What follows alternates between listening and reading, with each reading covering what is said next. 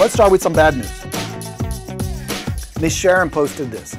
It really bothers me when I've been pursuing an expired and 10 days after I contacted them, they've listed with another agent. Shit, yeah, that hurts. That sucks. And I totally can understand. I very much appreciate the sentiment there. Talk about absolutely a must to follow up and more follow up. My follow up game will be more intense in following Borino's system more closely. Maybe that relationship, maybe they had a relationship already, but damn. I totally understand the frustration. You put effort into pursuing a good lead. And here's the thing. You already know it's a good lead. Looking back, they're listed with another agent. They want to sell. And then you lose them. So why does that happen? What the hell is going on?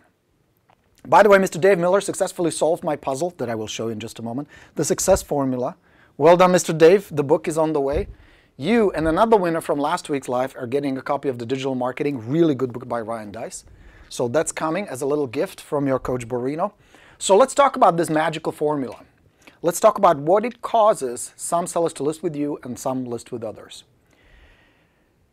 Very often on our weekly shows on my videos everywhere, I talk about core driving emotion. That's the fuel, that's the engine. That means they have a core driving emotion to move, a desire to move. So that's a given, but there are two more components that you have to have in place. And this applies to not just expireds. This applies to any motivated lead, online, offline, referral, open house, direct mail, lead generation system. It doesn't matter where the lead comes from. These parts of the formula must be in place and the components of each formula. So let's take a quick look, shall we? What does it take to convert more and help Sharron in the process? And plus I will give you some more additional bonus ideas. Cool? All right. So this is the first part. That's essential. SFI. Can you guys see it? Am I writing? Yeah, good. Plus PFU plus CDE equals dollars and awesome listings. Borino's rendition of a house with a window. How is that? Huh? That's a $700,000 listing right there. All right, so let's take it apart. What are we talking here? SFI plus PFU plus CDE equals dollars and money. That's really the whole secret. SFI stands for strong first impression. Powerful, high status, strong first impression. There are three components to it. Component number one is your marketing. So this could be the website they land on. This could be your expired package that you drop off. This could be an email. Any type of marketing that communicates to the prospect passively or actively. The second component is your appearance. So let's say you stop by, knock on the door of a for sale by owner, knock on the door of an expired listing, communicate with a seller lead at an open house. What you look like, how you behave, your overall appearance other than nonverbal, everything other than verbal communication plays a huge role there. And the last component is your actual communication. These are the words you use, how you carry yourself, the language, the voice, the eye contact, everything that encompasses communication. So those are the three important components that you must have in place. This is the first time they interact with you. This is the very first impression you create with them. It takes less than 4 seconds before they decide we like you, we trust you, we respect you, or we don't. And if you want to be liked, respected, and trusted, these three components must be in place. They're absolutely vital, absolutely essential to be there. So you start there, and then you either go straight for the appointment, collect thousands of dollars, or you start a follow-up with them. Follow-up has two important components there. One is content that needs to be congruent with your communication, with your appearance, and with your marketing. Are you getting this? How it all has to be linked together? In other words, you can have a great first impression. If this is not congruent, you're going to start losing them until the point you lose them. Yeah? So first is the content. The second component to that is frequency. And this is where Sharron got stuck, on one of the two or both. So what makes good follow-up is what you follow up with, the language you use, the communication, the marketing pieces, emails, postcards, anything else that you incorporate in your follow-up, and how often. These two need to work together. Now, where it breaks down is either you're not following up often enough. People forget. After about 14 days, they completely forget who you are. We're busy. We're distracted. We have 7,000 other things on our mind. We just forget.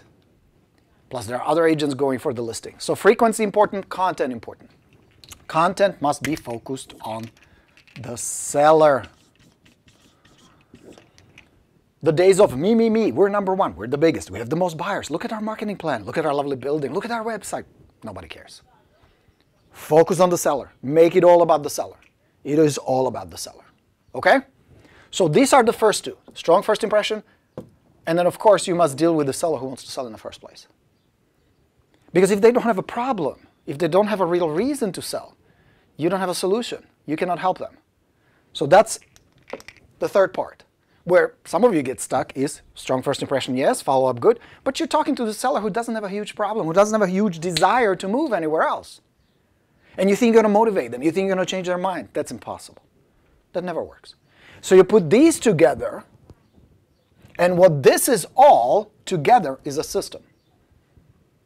You must have a system. This system that feeds you the leads and then guides them through the funnel all the way to the dollars. That's the whole secret. You have a system in place to generate good leads, to feed the pipeline with strong core drive and emotion people, high probability leads. You have a good, strong first impression. You have a strong follow-up. You have a profitable business. Because this can be scalable. This can be projected. This can be planned. This can be controlled. Does that make sense?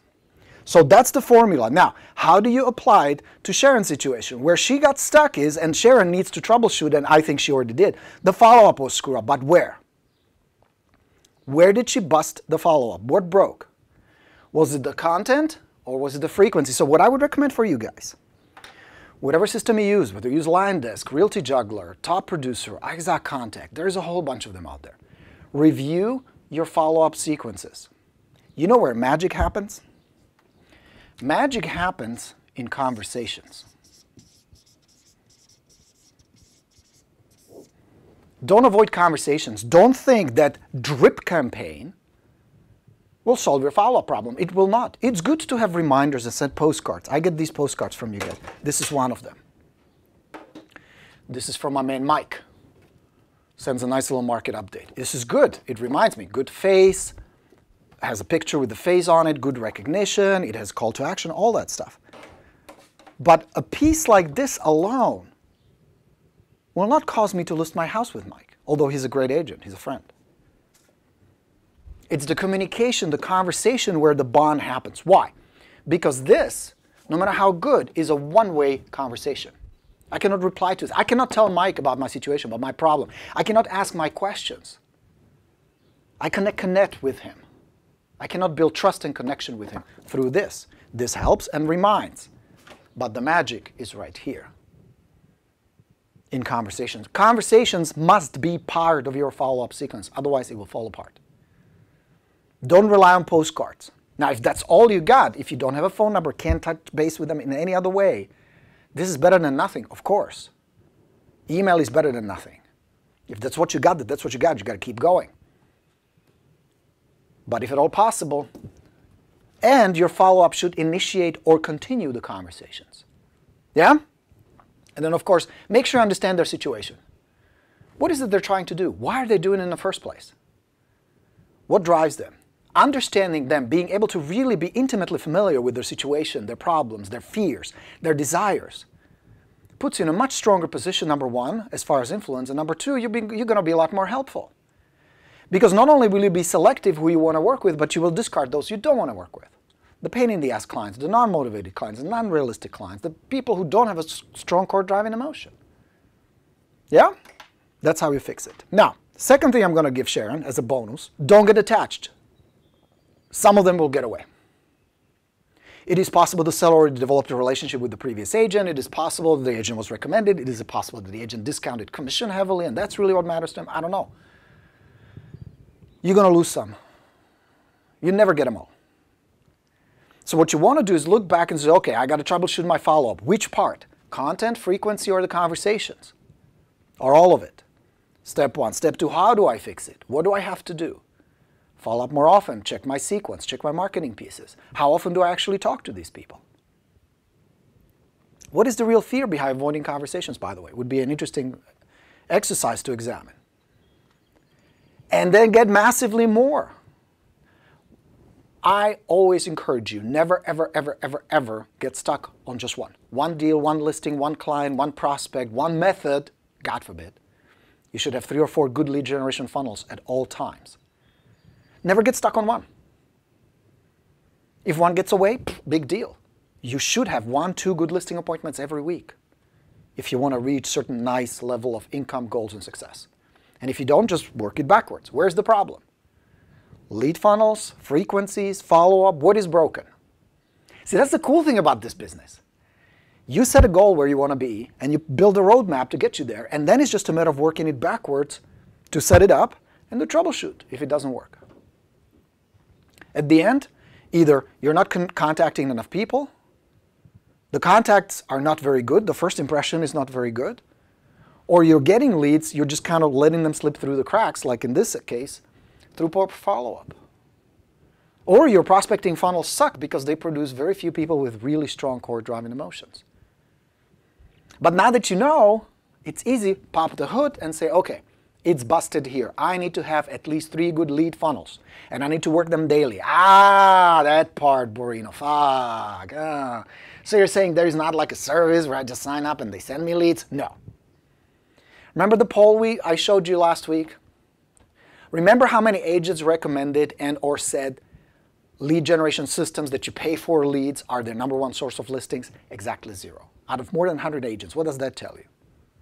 I'm not against them. Don't get me wrong. If you have the budget and you have a good source, use them. But don't rely on them, and definitely don't build your business on that. Because now you're giving away your income and control to somebody else, and worse, you're paying for it. Can you add it as a module? Of course. When the budget and time is right for it. Would I start with it? Hell no. You're going to burn through a lot of cash before you see any dollars at the end. I have evidence. You know what? Here's how you test.